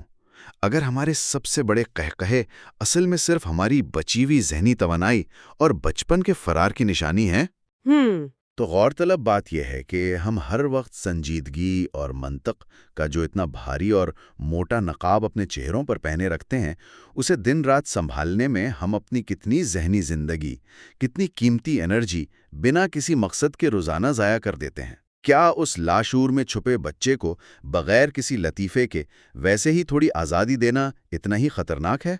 اس پر ضرور سوچیے گا۔ کیا کبھی اس بات پر غور کیا گیا ہے کہ جب ذہن میں کوئی زبردست لطیفہ خود بخود ابھرتا ہے تو مطلب سوچنے والا خود اس پر اتنے زور سے کہا کیوں نہیں لگا پاتا؟ ہاں، یہ واقعی ایک بہت ہی روزمرہ کا مشاہدہ ہے۔ بالکل، میرا مطلب ہے جتنا کہ وہ شخص ہنستا ہے جسے وہ لطیفہ سنایا جاتا ہے، بظاہر یہ روزمرہ کا ایک عام سا مشاہدہ لگتا ہے جس پر ہم سرسری سی نظر ڈال کر گزر جاتے ہیں۔ صحیح بات ہے، ہم اکثر اس پر دھیان ہی نہیں دیتے۔ لیکن اگر ہم اسے سیگمنٹ فرائیڈ کی اینک سے دیکھیں تو یہ کوئی معمولی واقعہ نہیں ہے۔ فرائیڈ کے نزدیک یہ ایک ایسا سراغ ہے جو سیدھا انسانی دماغ کے ایک بہت بڑے اور پراسرار کارخانے تک جاتا ہے۔ اور وہ کارخانہ ہمارا لاشعور ہے۔ جی، ایگزیکٹلی۔ تو مائنڈ ورس کے عنوان سے جاری اس گہرے علمی مطالعے کی آج چوتھی اور آخری نشست ہے۔ ہم اس سفر کے سب سے پیچیدہ موڑ پر کھڑے ہیں، اور سب سے دلچسپ موڑ پر بھی۔ 100%۔ آج ہمارا مقصد فرائیڈ کی شہرہ آفاق تحقیق، jokes and their relation to the unconscious, یعنی لطیفے اور ان کا لاشعور سے تعلق، اس کے بکھرے ہوئے تمام دھاگوں کو ایک ساتھ جوڑنا ہے۔ بالکل، اور ہمیں یہ بھی دیکھنا ہے کہ بظاہر دو بالکل مختلف چیزوں یعنی لطیفوں اور خوابوں کے درمیان کیا حیرت انگیز رشتہ ہے۔ ہاں، اور اس کے ساتھ ساتھ خالص مزہ اور ایک باقاعدہ لطیفے میں وہ کون سا باریک نفسیاتی فرق ہے جو اکثر ہماری نظروں سے اوجھل رہتا ہے۔ آئیے اس الجھی ہوئی گتھی کو سلجھاتے ہیں۔ اور اس کھوج کی سب سے اہم بات یہ ہے کہ یہ کوئی خشک فلسفیانہ بحث نہیں ہے۔ میرا مطلب ہے جب ہم لطیفوں کے پیچھے چھپی اس مشینری کو سمجھتے ہیں نا، تو ہم دراصل یہ تسلیم کر رہے ہوتے ہیں کہ انسانی ذہن ایک لاجواب انجینئر ہے۔ ارے واہ، یہ انجینئر والی بات بہت عمدہ ہے۔ شکریہ۔ دیکھیں، وہ خیالات جنہیں ہم صرف ایک بے ضرر ہنسی یا کوئی اتفاقی چٹکلا سمجھ کر نظر انداز کر دیتے ہیں، ان کے پیچھے معلومات کو توڑنے، جوڑنے اور ان کا رخ موڑنے کا ایک انتہائی منظم عمل کار فرما ہوتا ہے۔ یعنی وہ اتنا بے ساختہ نہیں ہوتا جتنا لگتا ہے؟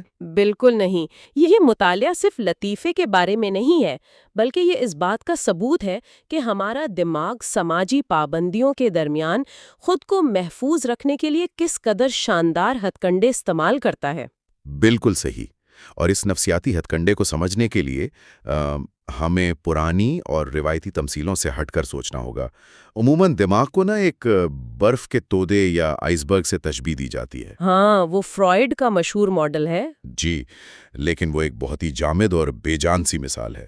اگر ہم ان تصورات کو سامنے رکھیں تو انسانی لاشعور ایک برف کے تودے کے بجائے ایک انتہائی شاطر اور ماہر اسمگلر کی طرح کام کرتا ہے۔ اسمگلر؟ یہ تمثیل تو بہت زبردست ہے، ذرا اس کی وضاحت کریں۔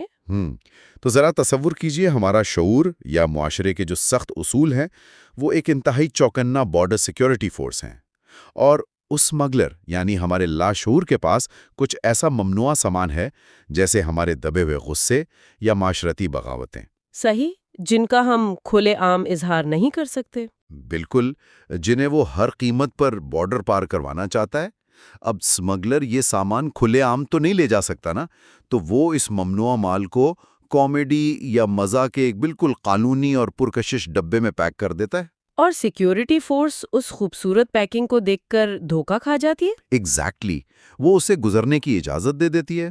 یہ ایک انتہائی شاندار اور درست تمثیل ہے، اور فرائیڈ کی تحقیق کا وہ حصہ جو عام لطیفہ سازی یعنی جوک ورک اور خواب سازی یعنی ڈریم ورک کا موازنہ کرتا ہے، وہ بالکل اسی اسمگلنگ کے عمل کی ٹیکنیکی تفصیل بیان کرتا ہے۔ مطلب دونوں میں ایک ہی میکانزم استعمال ہو رہا ہوتا ہے۔ ہاں، 100%۔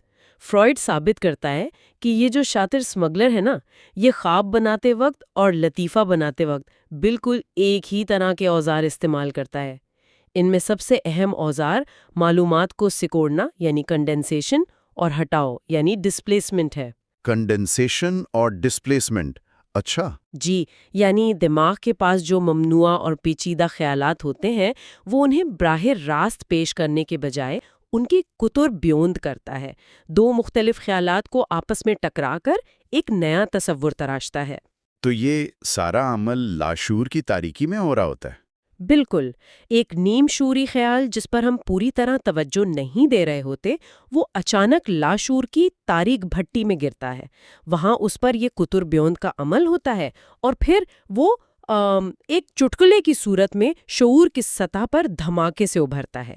ہاں، لیکن یہاں کسی کو بھی یہ الجھن ہو سکتی ہے کہ جب ہم معلومات کو سکیڑنے یا کنڈنسیشن کی بات کرتے ہیں تو یہ عمل حقیقت میں کیسا دکھائی دیتے ہیں؟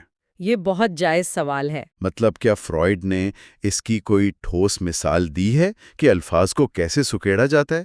کیونکہ نظریاتی باتیں تو سمجھ آ جاتی ہیں، مگر جب تک ہم کسی اصل لطیفے کا پوسٹ مارٹم نہ کریں بات پوری طرح واضح نہیں ہوتی۔ بالکل واضح نہیں ہوتی، اور فرائیڈ نے اپنی کتاب میں اس کی کئی کلاسک مثالیں دی ہیں۔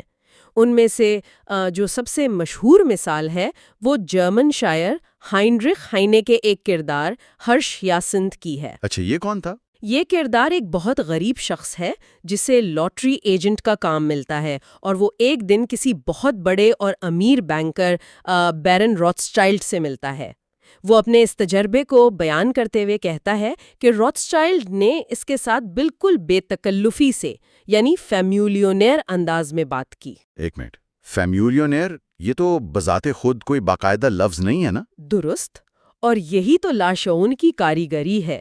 دماغ نے یہاں دو مختلف تصورات کو ایک ہی جست میں ملا دیا ہے۔ ایک لفظ ہے فیملیئر یعنی بے تکلفی، اور دوسرا لفظ ہے ملیونیر یعنی کروڑ پتی۔ اوہ اچھا۔ فیملیئر اور ملیونیر مل کے فیمولینئر بن گئے۔ کیا بات ہے! بالکل۔ اگر وہ شخص سیدھے الفاظ میں یہ کہتا کہ اس نے مجھ سے اتنی ہی بے تکلفی سے بات کی جتنی ایک کروڑ پتی کسی غریب سے کر سکتا ہے، تو اس میں کوئی مزہ تو نہیں تھا نا؟ ظاہر ہے وہ تو ایک لمبی اور بورنگ سی حقیقت ہوتی۔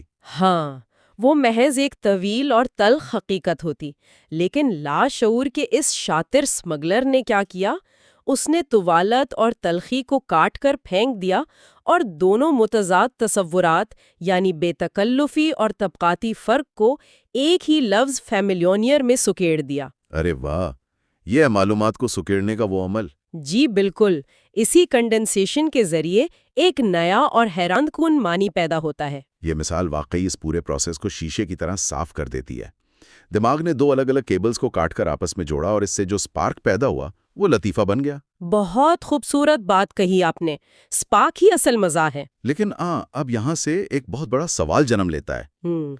میں سوچ رہا تھا کہ اگر لطیفہ اور خواب دونوں بالکل ایک ہی لاشعوری کارخانے کی پیداوار ہیں اور دونوں اسی اسمگلر کے تراشے ہوئے ہیں تو پھر ان کی شکلیں اتنی مختلف کیوں ہیں؟ مختلف شکلوں سے آپ کی کیا مراد ہے؟ میرا مطلب ہے خواب تو اکثر سرے سے کوئی منطقی نہیں رکھتے نا، وہ بے ہنگم ہوتے ہیں، الجھے ہوئے اور بعض اوقات بالکل بے معنی ہوتے ہیں، جبکہ یہ جو لطیفہ ہے جس کی ہم نے ابھی بات کی، اس کی تو پوری عمارت ہی الفاظ کی درست اور بامعنی بند پر کھڑی ہے۔ ہاں، یہ فرق تو بہت واضح ہے۔ تو اگر اسمگلر ایک ہی ہے اور اس کے اوزار بھی ایک ہیں تو مال کی پیکنگ اتنی مختلف کیوں ہیں؟ یہ سوال ہمیں فرائیڈ کی تحقیق کے سب سے اہم اور نازک فرق کی طرف لے جاتا ہے۔ عمل ایک ہونے کے باوجود ان دونوں کا حتمی ہدف ایک دوسرے سے بالکل مختلف ہے۔ اچھا، ان کے اہداف میں کیا فرق ہے؟ دیکھیں، خواب کا اولین مقصد کیا ہے؟ نیند کی حفاظت کرنا۔ جب سوتے وقت کوئی خطرناک یا پریشان کن خیال ابھرنے لگتا ہے تو دماغ کا سینسر اسے روکنے کی کوشش کرتا ہے۔ صحیح۔ تو خواب اس سینسر کو چکما دیتا۔ بالکل، خواب اس سینسرشپ سے بچنے کے لیے اس خیال کا حلیہ مکمل طور پہ بگاڑ دیتا ہے، اسے اتنا بے ربط اور مسخ کر دیتا ہے کہ سینسر اسے پہچان ہی نہ سکے اور انسان کی نیند نہ ٹوٹے۔ خواب کو اس بات سے کوئی غرض نہیں کہ وہ سمجھ میں آئے یا نہیں، یعنی اسے بس چھپنا ہے اور اپنا کام کر جانا ہے۔ ایگزیکٹلی، اسے بس چھپنا ہے۔ اس کے برعکس لطیفے کا مقصد چھپنا نہیں ہے بلکہ معاشرے میں پیش ہونا اور داد وصول کرنا ہے۔ کیا بات ہے! یعنی لطیفے کو ایک خریدار کی تلاش ہوتی ہے جبکہ خواب ایک مفرور مجرم ہے؟ واہ، کیا خوبصورت نتیجہ نکالا آپ نے! بالکل ایسا ہی ہے۔ لطیفہ لاشعور سے ابھرنے کے باوجود اپنی بات میں ایک جسے ہم کہتے ہیں مضحکہ خیز عقلیت یا سینس اینڈ نان سینس برقرار رکھتا ہے۔ سینس اینڈ نان سینس، یہ بڑی گہری بات ہے۔ ہاں، وہ بظاہر بے معنی لگ سکتا ہے لیکن اس کے اندر ایک منطق، ایک چونکا دینے والی سچائی چھپی ہوتی ہے، کیونکہ اسے معاشرے کے سامنے پیش ہو کر لطف اندوز ہونے کا موقع فراہم کرنا ہوتا ہے۔ صحیح۔ لطیفہ خواب کی طرح اندھیرے میں نہیں رہ سکتا، اسے روشنی میں آ کر اپنا آپ منوانا ہوتا ہے۔ تو اگر لطیفے کا اصل مقصد ہی داد وصول کرنا اور معاشرے میں قبولیت حاصل کرنا ہے تو یہیں سے ہم لطیفے کی سماجی نوعیت کی اس گہری بحث میں داخل ہوتے ہیں جس کا تعلق نفسیاتی توانائی سے ہے۔ ہاں، سائیکیکل اکانومی جسے فرائیڈ کہتا ہے۔ جی بالکل۔ خواب اور لطیفے کے درمیان جو سب سے بڑا اور فیصلہ کن فرق نظر آتا ہے وہ ان کی سماجی حیثیت کا ہی ہے۔ خواب تو بند کمرے کا ایک تنہا عمل ہے نا؟ بالکل، کوئی کسی دوسرے کے لیے خواب نہیں دیکھتا۔ وہی تو، جب کوئی شخص خواب دیکھتا ہے تو اس کا ہرگز یہ مقصد نہیں ہوتا کہ وہ فوراً جا کر کسی دوسرے کو یہ پیغام پہنچائے۔ یہ ایک غیر سماجی یا اے سوشل عمل ہے۔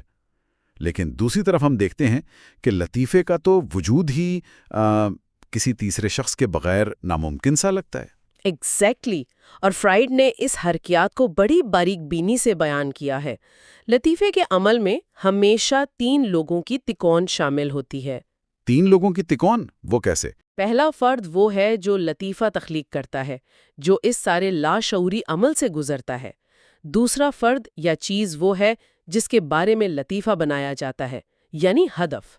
اور تیسرا اور سب سے اہم فرد وہ ہے جو اس لطیفے کو سنتا ہے۔ ہاں، وہ تیسرا شخص۔ جی، اس تیسرے فرد کے بغیر لطیفے کا سرکٹ کبھی مکمل نہیں ہوتا۔ اور یہی وہ الجھن ہے جس کا میں نے بالکل آغاز میں ذکر کیا تھا۔ ہاں، آپ نے پوچھا تھا کہ انسان خود کیوں نہیں ہنستا اپنے لطیفے پر۔ جی بالکل۔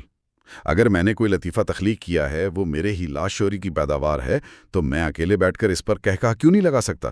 مجھے اپنے ہی لطیفے کی تصدیق کے لیے کسی اور کی ہنسی کی محتاجی کیوں ہے؟ کیا ہمارا دماغ ہماری اپنی ہی تخلیق کا مزہ لینے سے قاصر ہے؟ یہ ایک بہت بنیادی اور عام فطری سوال ہے۔ فرائیڈ اس کی جو وجہ بتاتا ہے وہ انسانی نفسیات کا ایک شاہکار تصور ہے۔ جسے وہ نفسیاتی توانائی کی بچت یا اکانومی آف سائیکیکل ایکسپینڈیچر کا نام دیتا ہے۔ نفسیاتی توانائی کی بچت؟ ہاں، تھوڑا اس کو آسان الفاظ میں سمجھائیں۔ ضرور۔ اسے اس طرح سمجھیے کہ جب پہلا شخص لطیفہ بناتا ہے تو وہ ان دماغی رکاوٹوں، سماجی پابندیوں اور اخلاقی قدغنوں کو گرانے میں اپنی بہت سی ذہنی توانائی خرچ کر دیتا ہے۔ یعنی لطیفہ بنانے کی فیکٹری میں بہت بجلی لگ رہی ہے؟ ہاں، بہت خوب، بالکل ایسا ہی ہے۔ اس کی ساری محنت اس ممنوعہ خیال کو ایک قابل قبول پیکنگ میں ڈھالنے پر لگ جاتی ہے۔ وہ اس جنگ میں اتنا تھک چکا ہوتا ہے کہ اس کے پاس لطف اندوز ہونے کی اضافی توانائی نہیں بچتی۔ اور پھر وہ لطیفہ تیسرے شخص تک جاتا ہے۔ بالکل، جب یہ لطیفہ اس تیسرے شخص تک پہنچتا ہے تو اسے یہ لاشعوری بچت بالکل تیار پکی پکائی حالت میں ملتی ہے۔ اسے وہ محنت نہیں کرنی پڑتی۔ اچھا، اس توانائی کی بچت کے تصور کو میں ایک عام روزمرہ کی صورتحال سے جوڑ کر سمجھنے کی کوشش کرتا ہوں۔ جی بتائیں۔ فرض کریں آپ کے دن میں ایک انتہائی مشکل، ناگوار اور طویل میٹنگ طے ہے۔ آپ کا دماغ صبح سے اس میٹنگ کے دباؤ میں ہے، آپ نے اپنے اعصاب کو تنا ہوا ہے اور آپ مسلسل ایک ذہنی توانائی خرچ کر رہے ہیں تاکہ خود کو اس صورتحال کے لیے تیار رکھ سکیں۔ ہاں، یہ تو ہم سب کے ساتھ ہوتا ہے۔ پھر اچانک آخری لمحے میں آپ کو پیغام ملتا ہے کہ وہ میٹنگ منسوخ ہو گئی ہے۔ اب وہ جو توانائی آپ نے خود کو سنبھالنے کے لیے جمع کر رکھی تھی وہ اچانک فالتو ہو جاتی ہے۔ اور انسان فوراً ریلیکس ہو جاتا ہے۔ ایگزیکٹلی۔ آپ کے اعصاب ایک دم ڈھیلے پڑتے ہیں اور آپ ایک گہرا سکون کا سانس لیتے ہیں۔ تو کیا لطیفے کے سننے والے کے ساتھ بھی بے عینہ یہی کچھ نہیں ہو رہا ہوتا؟ اس سے بہتر اور واضح مثال شاید ہی کوئی ہو۔ بالکل یہی عمل لطیفے کے سننے والے کے دماغ میں بھی ہو رہا ہوتا ہے۔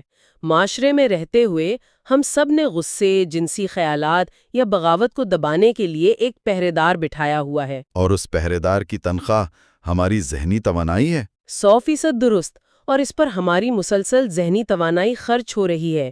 جب لطیفہ ساز وہ لطیفہ سناتا ہے تو اس کے الفاظ اس پہرے دار کو چکما دے کر ہمارے لاشعور تک پہنچ جاتے ہیں۔ ارے واہ!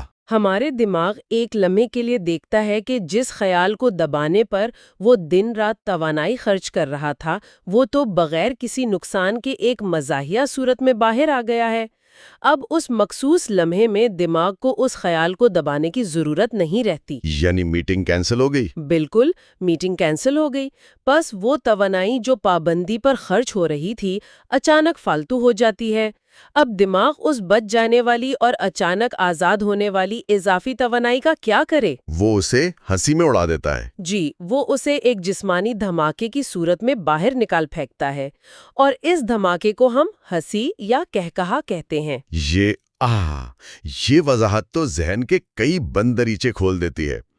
اس کا مطلب ہے کہ تیسرا شخص دراصل ہنستا نہیں ہے بلکہ وہ اپنے اندر کی اس اچانک فالتو ہو جانے والی توانائی کا بوجھ ہلکا کرتا ہے۔ بالکل، وہ ایک ریلیز ہے، ایک اخراج ہے۔ اور لطیفہ بنانے والے کو وہ تیسرا شخص اس لیے چاہیے ہوتا ہے تاکہ وہ دیکھ سکے کہ اس کی تخلیق نے واقعی سننے والے کے ذہن میں موجود رکاوٹوں کو کامیابی سے گرا دیا ہے۔ یہ تصدیقی لطیفہ ساز کا اصل انعام ہے۔ ہاں، کیونکہ وہ خود تو ہنس نہیں سکتا تھا، اس لیے وہ دوسرے کی ہنسی میں اپنی کامیابی دیکھتا ہے۔ لیکن اگر نفسیاتی توانائی کی بچت کے لیے اس تیسرے شخص کا ہونا، اس تکون کا مکمل ہونا اتنی ہی کڑی شرط ہے تو پھر ہم اس صورتحال کو کیسے سمجھیں گے جہاں کوئی شخص بالکل تنہا بیٹھا ہو؟ تنہا بیٹھے ہنسنے سے آپ کی کیا مراد ہے؟ مثال کے طور پر میں اکیلا سڑک پر جا رہا ہوں اور میرے سامنے چلتا ہوا ایک انتہائی سنجیدہ سوٹ بوٹ میں ملبوس شخص اچانک کیلے کے چھلکے پر پیر آ جانے سے پھسل کر گر پڑتا ہے۔ ہاں، یہ ایک بڑی روایتی مزاحیہ صورتحال ہے۔ جی، وہاں کوئی تیسرا شخص موجود نہیں جس سے میں یہ بات سناؤں، لیکن میں پھر بھی ہنس ہنس کر دہرا ہو جاتا ہوں۔ یہاں تو کوئی لطیفہ ساز نہیں ہے نا، کوئی لاشعوری پیکنگ کی گئی ہے، تو پھر یہ ہنسی کہاں سے آئی ہے؟ یہ بہت زبردست پوائنٹ ہے، اور یہیں سے فرائڈ اس نظریے کے ایک اور انتہائی اہم پہلو کو متعارف کرواتا ہے، اور وہ ہے دا کامک یعنی مزاحیہ اور دا جوک یعنی لطیفے کے درمیان موجود لکیر۔ اچھا، یعنی یہ دونوں الگ الگ چیزیں ہیں؟ جی، عام زندگی میں ہم ان دونوں الفاظ کو آپس میں گڈ مڈ کر دیتے ہیں، لیکن نفسیاتی دنیا میں یہ بالکل مختلف چیزیں ہیں۔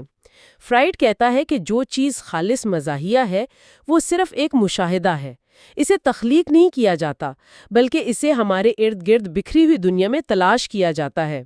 یعنی وہ پہلے سے موجود ہوتی ہے، ہم بس اسے دیکھ لیتے ہیں۔ بالکل، کسی کا پھسلنا یا کسی بچے کا کوئی معصوم سا بے وقوفانہ سوال کر دینا، یہ سب مزاحیہ صورتحال ہیں۔ اس کے برعکس لطیفہ طبع ذات ہوتا ہے، وہ باقاعدہ تخلیق کیا جاتا ہے۔ اور میرے خیال میں اسی لیے مزاحیہ صورتحال کے لیے صرف 2 افراد کا ہونا کافی ہے، ایک وہ جو پھسلا اور دوسرا وہ جس نے دیکھا۔ ایگزیکٹلی، اور اس میں ہنسی پیدا ہونے کا طریقہ کار بھی مختلف ہے۔ جب آپ نے اس سنجیدہ شخص کو پھسلتے ہوئے دیکھا تو آپ کے ذہن نے فوری طور پر ایک تقابل کیا، ایک موازنہ کیا۔ کیسا موازنہ؟ آپ نے سوچا کہ میں چلنے کے لیے کتنا نارمل اور متوازن طریقہ استعمال کرتا ہوں، اور اس شخص نے چلنے کے لیے کتنی بچکانہ اور بے ڈھنگی جسمانی حرکت کی۔ اوہ، یعنی میں اپنے اور اس کے درمیان کی توانائی کا فرق محسوس کر رہا ہوں۔ ہاں، یہ جو آپ کی اپنی متوازن حالت اور اس کی بے ڈھنگی مشقت کے درمیان توانائی کا فرق ہے، یہ فرق مزاح کو جنم دیتا ہے۔ فرائیڈ ایک بہت ہی گہری بات کہتا ہے۔ کیا؟ وہ کہتا ہے کہ مزاح دراصل ایک بالغ انسان کے اندر چھپے ہوئے اس بچے کو دوبارہ دریافت کرنے کا نام ہے جس کے لیے جسمانی حرکتیں اور جذبات کسی قاعدے یا قانون کے پابند نہیں تھے۔ یہ تو بہت خوبصورت بات ہے۔ تو کیا ہم اس موازنے کو یوں دیکھ سکتے ہیں کہ جب ہم کسی مزاحیہ صورتحال کو دیکھتے ہیں تو ایک طرف تو ہم خود کو ایک باشعور، بالغ اور برتر انسان کے طور پر دیکھ رہے ہوتے ہیں، ہاں، ایک برتری کا احساس ہوتا ہے۔ جی، اور دوسری طرف ہم اسی لمحے میں اپنے اندر کے اس بچے کی طرف بھی پلٹ رہا ہوتے ہیں جسے ہر کام کو محتاط انداز میں کرنے کی فکر نہیں ہوتی تھی۔ یہ تو انسان کی اندرونی معصومیت اور تھوڑے سے تکبر کا ایک عجیب سا ملاپ لگتا ہے۔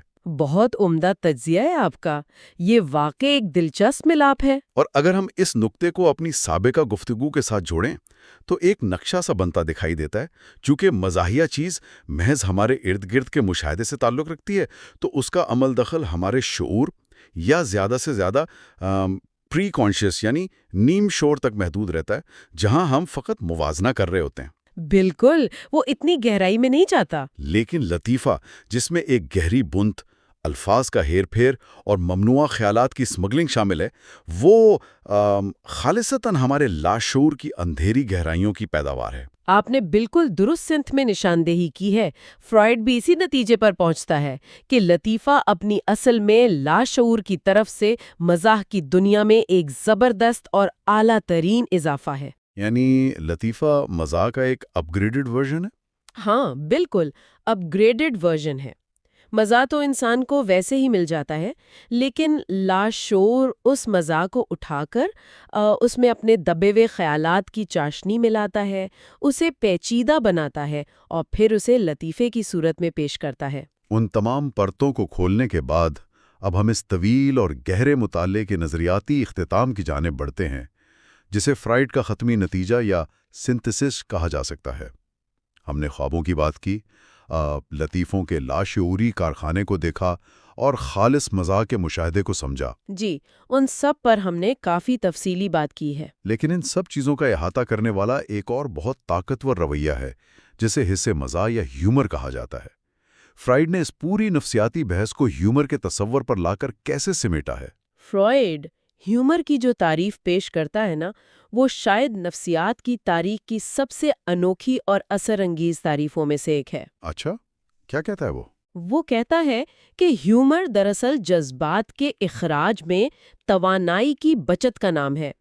ذرا تصور کریں ایک ایسی صورتحال کا جو انتہائی اذیت ناک ہے، جہاں منطقی طور پر ایک انسان کو رونا چاہیے، تکلیف سے چیخنا چاہیے یا شدید غصے کا اظہار کرنا چاہیے، جیسے کوئی شدید صدمہ یا نقصان۔ بالکل، لیکن وہ انسان ان تمام متوقع رد عمل کے بجائے محض مسکرا دیتا ہے یا کوئی طنزیہ اور ہلکا پھلکا جملہ کس دیتا ہے۔ ارے واہ، آنسوؤں کے درمیان مسکرانے کی طاقت! جی، یہ آنسوؤں کے درمیان مسکرانے کی طاقت اور تکلیف کے سامنے طنز کا ہتھیار نکالنا، یہی تو ہیومر ہے۔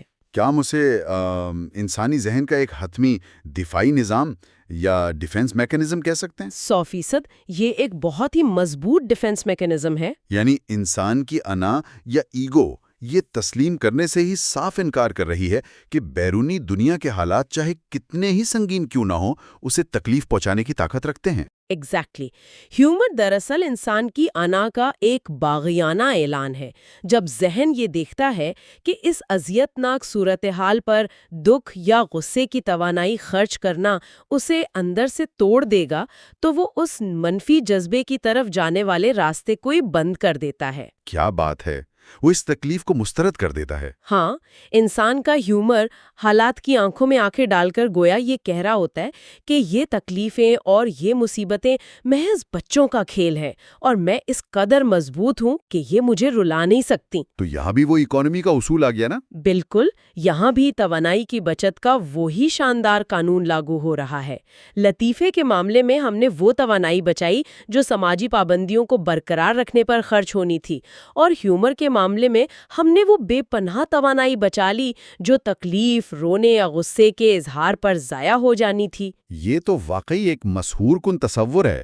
اگر ہم ان تمام پہلوؤں کو ایک وسیع کینوس پر رکھ کر دیکھیں تو انسانی ذہن کی کیسی شاندار اور ہمانگ تصویر ابھرتی ہے۔ ہاں، تمام ٹکڑے اپنی جگہ پر بیٹھ جاتے ہیں۔ جی، خوابوں کا کام یہ ہے کہ وہ انسان کو اندرونی ذہنی انتشار یا پریشان کن خیالات سے بچا کر اس کی پرسکون نیند کو سلامت رکھیں۔ بالکل، وہ رات کے محافظ ہیں۔ اور لطیفوں کا مقصد یہ ہے کہ وہ معاشرے کی کھڑی کی گئی سخت رکاوٹوں اور سینسرشپ کے درمیان ایک سرنگ کھودیں اور ہمارے دبے ہوئے خیالات کو باہر نکال کر ہمیں مشترکہ لطف فراہم کریں۔ جی، وہ سماجی گھٹن کو دور کرتے ہیں۔ اور مزاح یا ہیومر کا مقصد یہ ہے کہ وہ انسانی توانائیوں، حالات اور جذبات کے تلخ حقائق سے بچا کر ہمیں خوشی کا راستہ دکھائے۔ یہ سب کے سب بنیادی طور پر انسان کے اندر روزمرہ زندگی کے باعث جمع ہونے والے شدید ذہنی تناؤ کو کم کرنے کے انتہائی نفیس اور خودکار سیفٹی والو ہیں۔ بہت شاندار خلاصہ کیا ہے آپ نے، اور یہی وہ حتمی بصیرت ہے، وہ نچوڑ ہے جو اس پوری تحقیق کا مقصد ہے۔ دیکھیں، انسان بنیادی طور پر ایک معاشرتی جانور تو ہے، لیکن معاشرے کا حصہ بنے رہنے کے لیے اسے ہر روز اپنی بے شمار خواہشات اور باغیانہ خیالات کا گلا گھونٹنا پڑتا ہے۔ جی، معاشرے کے اصولوں پر چلنا آسان تو نہیں۔ یہ مسلسل دبانا، یہ مستقل پہرے داری انسان کے اندر ایک خوفناک ذہنی دباؤ پیدا کرتی ہے۔ اگر یہ دباؤ یوں ہی جمع ہوتا رہے تو انسان شاید پاگل ہو جائے۔ یہ تو ہے۔ لیکن ہمارا لاشعور ہمیں اس پاگل پن سے بچاتا ہے۔ یعنی یہ تمام پیچیدہ دماغی ہتھ کنڈے دراصل اس بات کا ثبوت ہیں کہ تہذیب کی سخت پابندیوں، معاشرتی منافقتوں اور زندگی کی تلخیوں کے درمیان بھی ہمارا دماغ ہمیں نہ صرف زندہ رکھنے کے لیے جدوجہد کر رہا ہے بلکہ ہمیں مسکرانے اور ہنسنے کا موقع بھی فراہم کر رہا ہے۔ ہاں، وہ ہمارے لیے سانس لینے کی گنجائش پیدا کرتا ہے۔ ہم دن کی روشنی میں جن تلخ حقائق سے لڑتے ہیں، رات کی تاریکی میں خوابوں کے ذریعے ان کا سامنا کرتے ہیں اور دوستوں کی محفلوں میں لطیفوں کے ذریعے ان کے بوجھ کو ہوا میں اڑا دیتے ہیں۔ بالکل، اور کسی بھی علم، خاص طور پر نفسیاتی مطالعے کا اصل فائدہ اسی وقت ہوتا ہے جب وہ ہمیں ہماری اپنی ذات اور فطرت کے بارے میں ایک نیا شعور دے۔ کچھ لوگوں کو یہ لگتا ہے نا کہ شاید سائنس چیزوں کا مزہ خراب کر دیتی ہے۔ ہاں، کچھ لوگوں کو یہ خدشہ ہوتا ہے کہ اگر ہم نے لطیفے کی سرجری کر کے یہ دیکھ لیا کہ وہ کیسے بنتا ہے تو شاید اس کا سارا مزہ، اس کا سارا جادو ہی ختم ہو جائے۔ لیکن حقیقت اس کے بالکل برعکس ہے۔ کیسے؟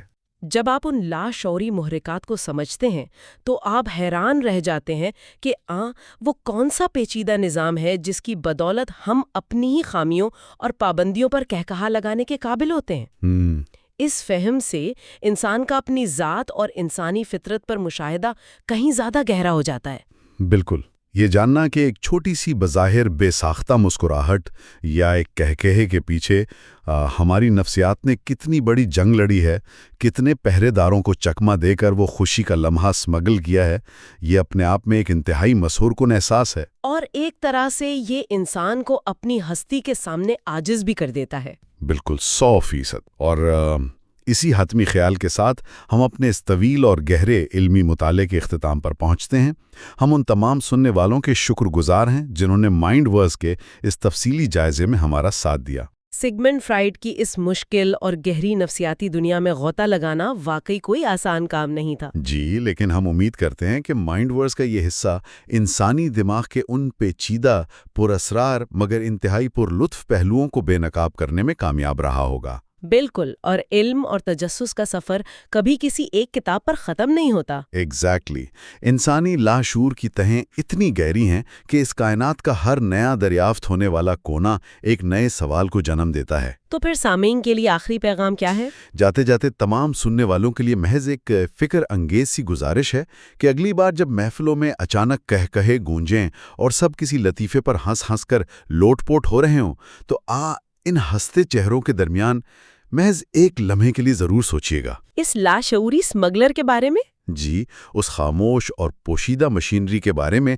جو دماغ کے اندھیروں میں پس پردہ پوری شدت سے کام کر رہی تھی تاکہ وہ آپ کے لیے اس خوشی کا ایک چھوٹا سا لیکن انتہائی قیمتی لمحہ تخلیق کر سکے۔ زبردست۔ اپنے اندر موجود اس وسیع کائنات اور اس کے چھپے ہوئے رازوں کے بارے میں ہمیشہ متجسس رہیے اور کھوج کا یہ سفر یوں ہی جاری رکھیے۔ سنتے رہیے، سیکھتے رہیے اور مسکراتے رہیے۔ مائنڈ ورس سے فی الحال کے لیے خدا حافظ۔